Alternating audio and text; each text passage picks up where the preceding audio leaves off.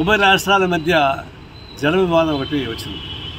అది బనకచర్లలో 80,000 కోట్ల రూపాయలతోటి బనకచర్ల ప్రాజెక్టు రిజర్వాయర్ కట్టాలని చంద్రబాబు ప్రకటించడంతో తెలంగాణ ప్రాంతంలో ఒకవైపున రెచ్చగొట్టి పనులు వచ్చేసింది.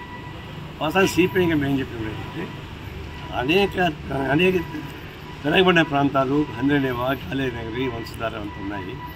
వాటిని కట్టకుండా దీనిలోకి వెళ్తే కాలయాపడుతుంది అని చెప్పిన మాట వాస్తవం.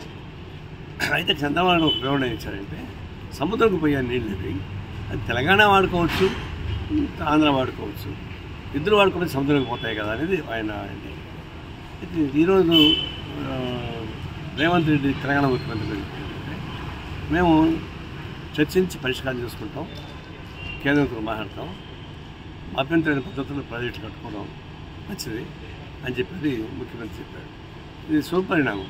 ఆంధ్ర రాష్ట్ర ముఖ్యమంత్రి, తెలంగాణ ముఖ్యమంత్రి సానుకూల వైఖరితో ఏడైనా వెనకబడిన ప్రాంతాలకు నీళ్లు కావాలి, సముద్రం పోయే నీళ్లు ఈడ ఆపుకొని ఎదురు పరుచుకోవడం మంచిది, దానికి అవసరమైతే కేంద్ర సహాయం కూడా తీసుకుంటే బాగుంటుంది మా సలహా కూడా.